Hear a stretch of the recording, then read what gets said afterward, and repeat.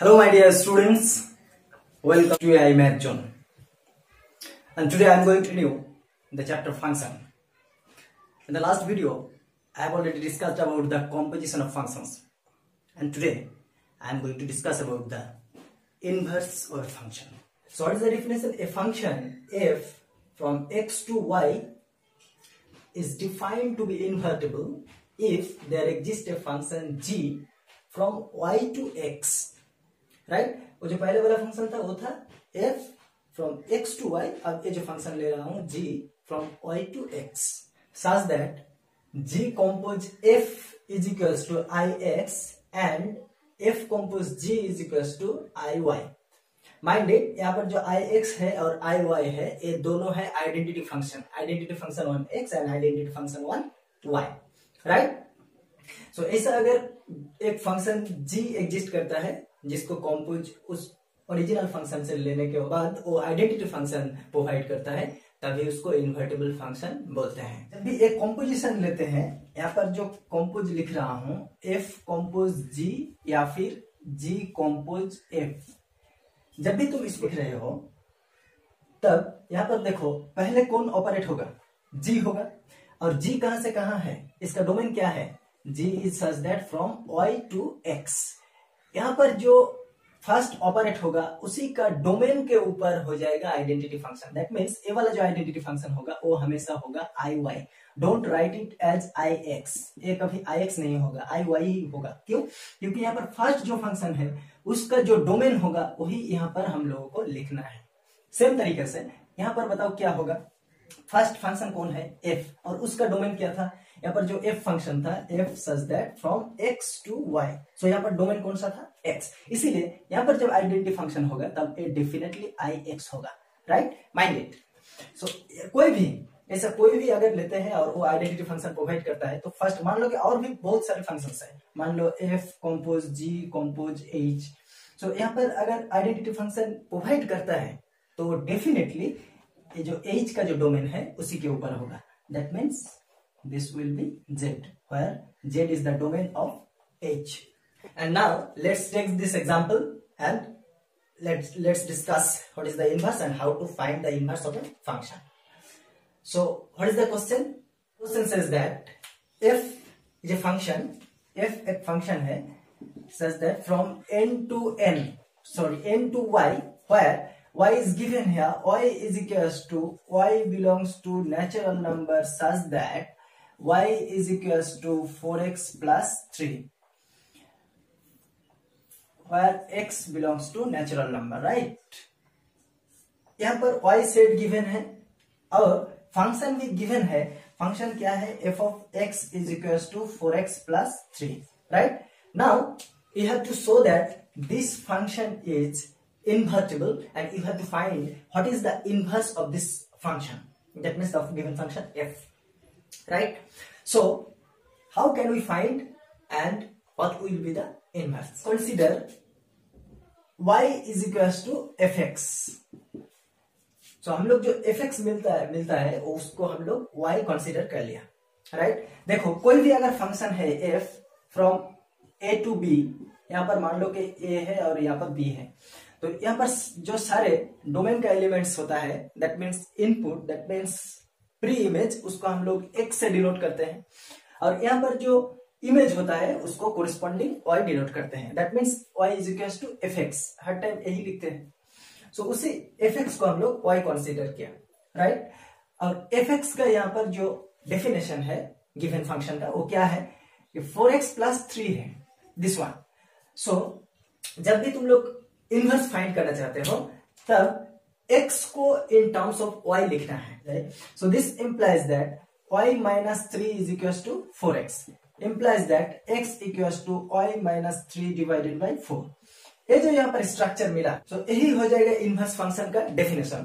और वो कहां से कहां होगा?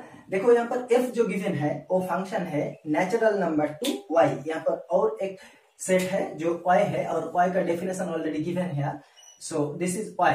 सो f अगर n टू y होता है तो f इनवर्स जो होगा वो होगा reverse one. That means from y to x. From y to n, ए हो जाएगा f inverse this one. Now let's define a function g from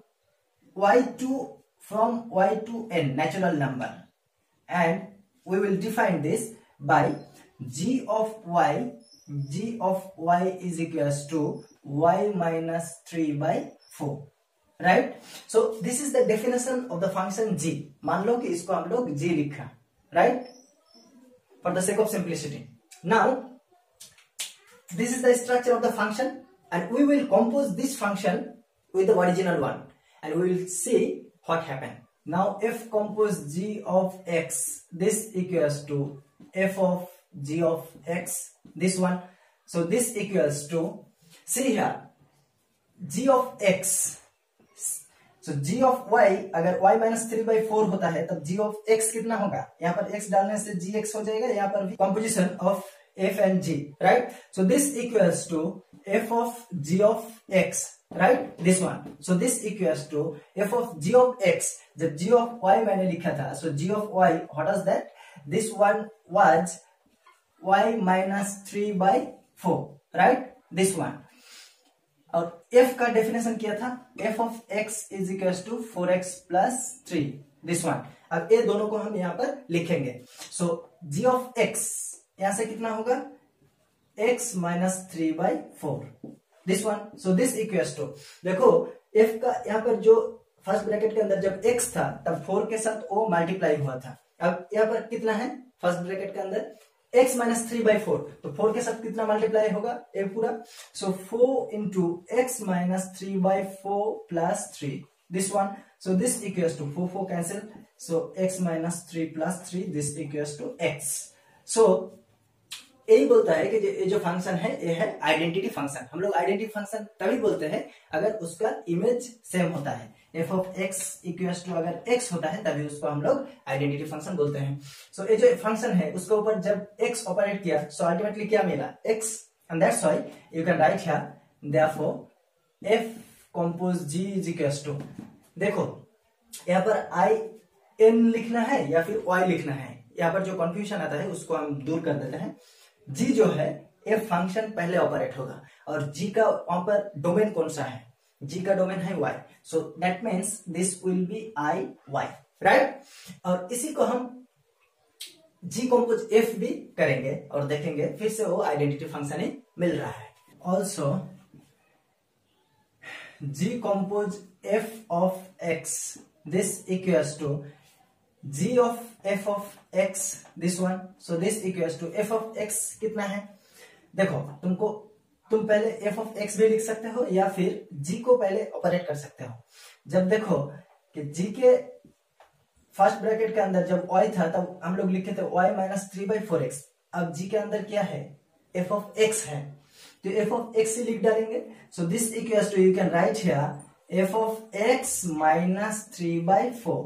यहाँ पर जो चीज लिखा होगा उसको लिखेंगे, -3 करेंगे, डिवाइड बाई 4 करेंगे. वही किया, यहाँ पर fx लिखा है, fx लिखा, -3 किया, divided by 4.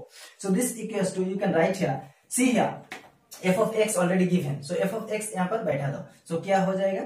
4x plus 3 minus 3 by 4. So this equals to 3 cancel, 4 cancel, that means x.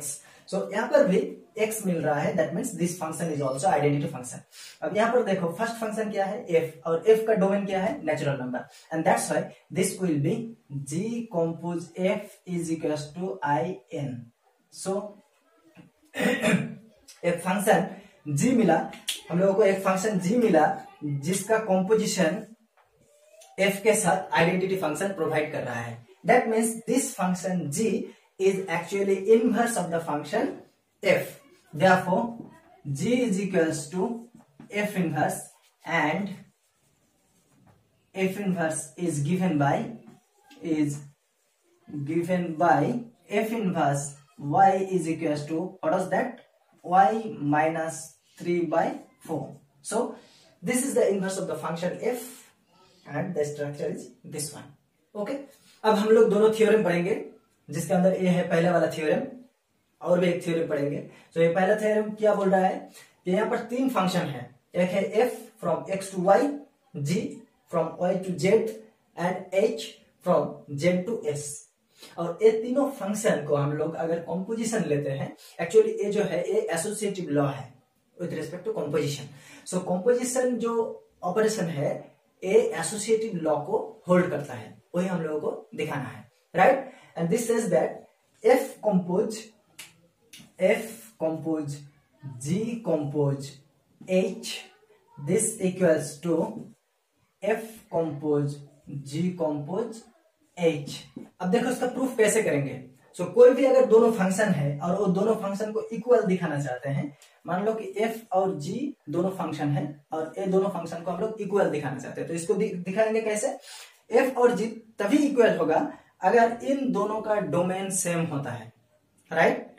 और इन दोनों का डोमेन सेम होने के अलावा इन दोनों का अगर इमेज हर एक प्री इमेज के लिए इक्वल होता है, तभी जाके ये दोनों इक्वल होता है। That means f of x is equals to g of x for all x belongs to domain। ये कंडीशन जब भी होल्ड करता है तभी जाके हम ये दोनों फंक्शन को तब लिख सकते हैं therefore f equals to g, तभी दोनों फंक्शन इक्वल होता है। प्रूफ करेंगे।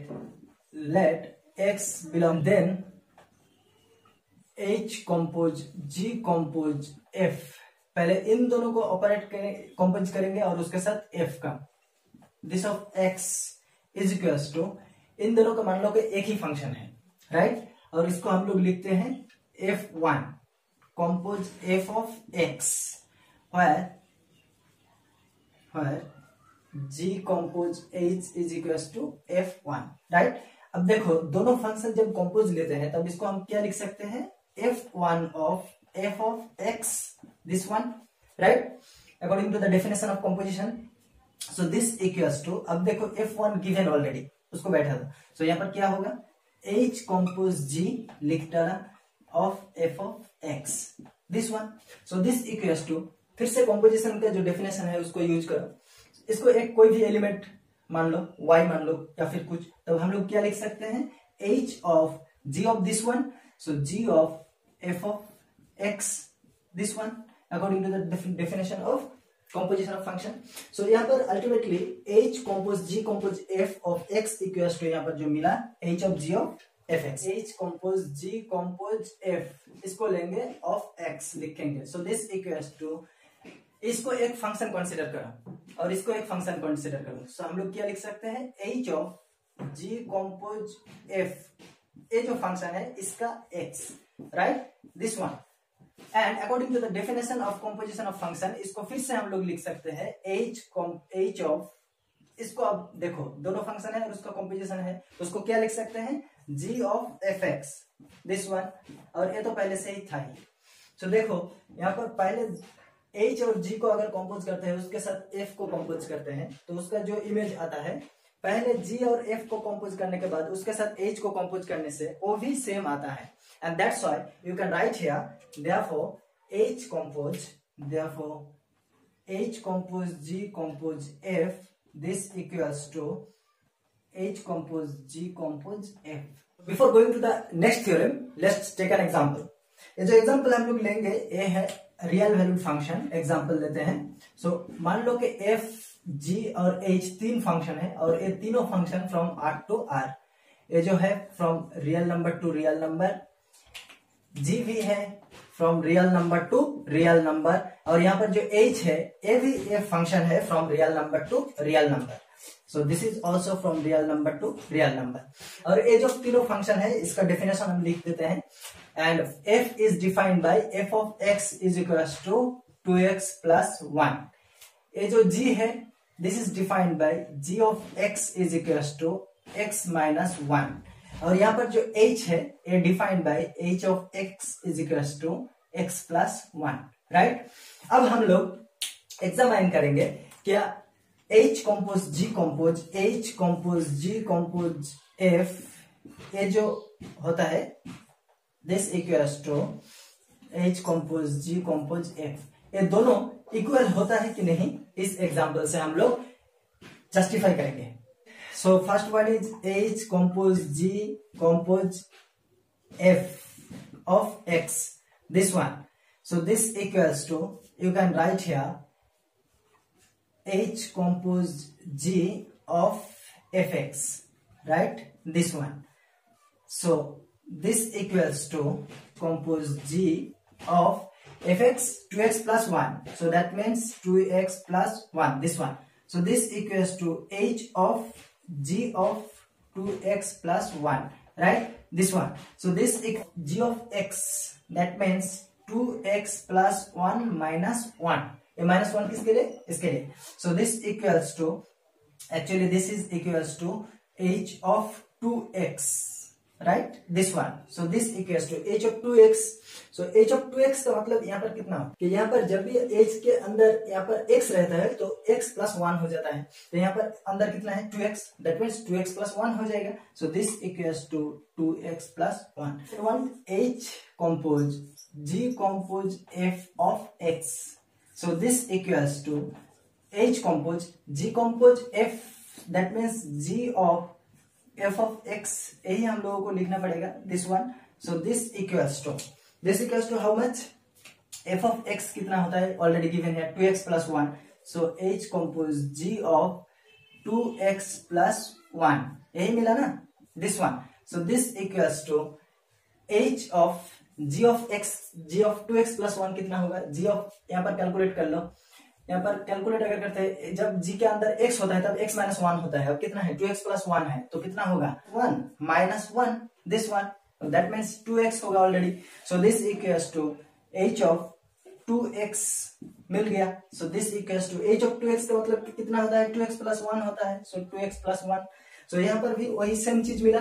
And that's why you can write here h compose g compose f is equals to h compose g compose f. And this is the second theorem, right? And this theorem is absolutely for the invertible function, right? So ये theorem क्या बोल रहा है कि f अगर एक function है from x to y and g और एक फंक्शन है from y to z, both are invertible, तब g compose f, that means this g compose f is also invertible. ये दोनों इंडिविजुअली इन्वर्टिबल है, तब इसका कॉम्पोजिशन भी इन्वर्टिबल होगा. और अगर इन्वर्टिबल होता है तो उसका इनवर्स एग्जिस्ट करेगा. तो ये जो फंक्शन है इसका इनवर्स क्या होगा? g compose of f inverse, this equals to f inverse compose g inverse. यहाँ पर जो ऑर्डर होगा विल बी चेंज्ड. देखो पहले f था, यहाँ पर इधर से पहले f है, यहाँ पर g था, वो फर्स्ट चला गया. और भी अगर होता है यहाँ पर, मान लो कि g compose f compose h, so this inverse equals to first h आ जाता, उसके बाद f आ जाता, और यहाँ पर जो फर्स्ट था वो यहाँ पर g इनवर्स हो जाता. So this is the theorem. One is f from x to y, right, and another one is g from y to z, right, this one. Now जब भी हम लोग इन्वर्टिबल फंक्शन दिखाना चाहते हैं, उसका मतलब हम लोगों को और एक फंक्शन, मान लो कि f को तुम इन्वर्टिबल दिखाना चाहते हो, तो और एक फंक्शन g को हम लोगों को ऐसा निकालना होगा जब तक इन दोनों को कंपोज करने के बाद, किधर से भी कंपोज करो, g compose f a identity function मिलेगा. So this equals to f का यहाँ पर क्या है? डोमेन x, और g का डोमेन क्या है? y. So this will be iy. So किसी भी फंक्शन को इन्वर्टिबल दिखाने का यही तरीका है, और एक फंक्शन ढूंढना है जिसके साथ उस फंक्शन को कंपोज करने के बाद आइडेंटिटी फंक्शन मिलेगा, राइट. देखो हम लोग ये ऑलरेडी कर चुके हैं प्रीवियस क्लास में. कैसे? मान लो कि यहाँ पर 3 है, और 3 का इनवर्स हम लोग कौन सा नंबर को बोलते हैं? 1/3 को. क्यों 1/3 को इनवर्स बोलते हैं? क्योंकि इन दोनों को मल्टीप्लाई करने के बाद हम लोगों को हमेशा 1 मिलता है. यहाँ पर जो 1 जो होता है आइडेंटिटी फंक्शन कुछ वैसा ही है, right? So that means 1/3 is the inverse of 3 with respect to multiplication.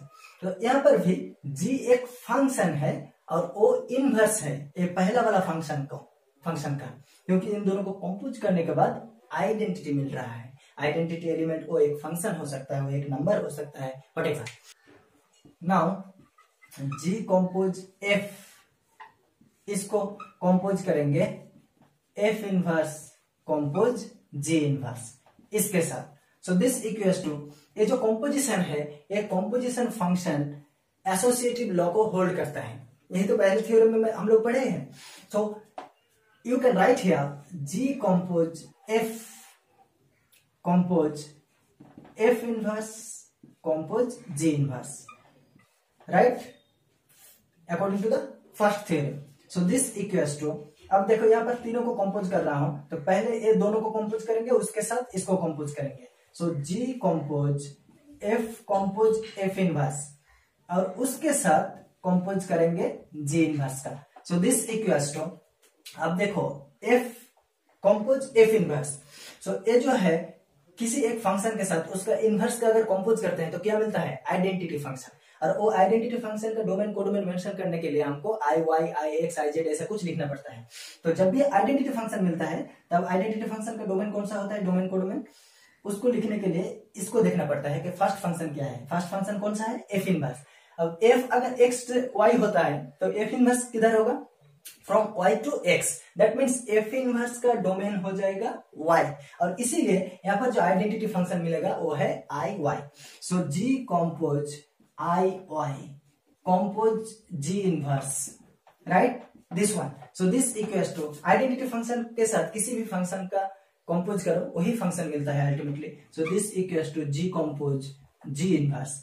So this equals to, फिर से कोई भी फंक्शन के साथ उसका इनवर्स कंपोज करो तो क्या मिलेगा, आई, लेकिन इसका डोमेन कोडोमेन मेंशन करना है। अब जी इनवर्स पहला है, सो जी इनवर्स किधर से किधर होगा, जेड से Y, so this will be Z actually, right. And in the similar process you can show that f inverse compose g inverse, इसके साथ अगर जी कंपोज एफ इसको लेते हैं, so this equals to, ultimately यहां पर क्या मिलेगा, आई एक्स।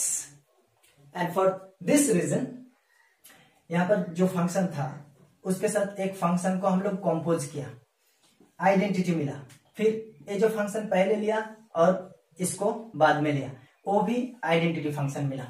मतलब इस फंक्शन को किधर से भी कंपोज करो वो हमेशा आइडेंटिटी फंक्शन ही मिलता है। इसका मतलब क्या है, ये जो पूरा फंक्शन है इसका इनवर्स है ये वाला, राइट। तभी हम लोग लिख सकते हैं therefore g compose f whole inverse equals to, इसका इनवर्स कौन सा है, इसको ए, तो वही लिख डालो। So this equals to f inverse compose g inverse. This is the process to prove this one. अब देखो ये जो थ्योरम्स है, ये थ्योरम का प्रूफ के बारे में एक रूमर हमेशा गूंजता है कि ये जो सारे प्रूफ है ये तो कभी नहीं एग्जाम में आता है। यस, ये कभी मेन में भी नहीं आता है, एडवांस में भी नहीं आता है, बोर्ड एग्जाम में भी नहीं आता है, लेकिन ये जो तरीका तुम लोगों ने अपनाया, ये तरीका जब भी ऐसा कुछ प्रॉब्लम को सॉल्व करने जाओगे तो ये तरीका तुमको काम आएगा।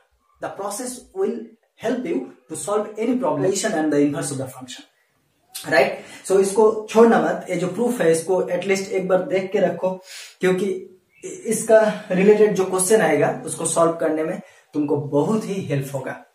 Okay, so thank you guys, that's all today. चलो मिलते हैं नेक्स्ट वीडियो में। नेक्स्ट वीडियो में इसका रिलेटेड जो एक्सरसाइज है एनसीईआरटी बुक में उसको हम लोग सॉल्व करेंगे।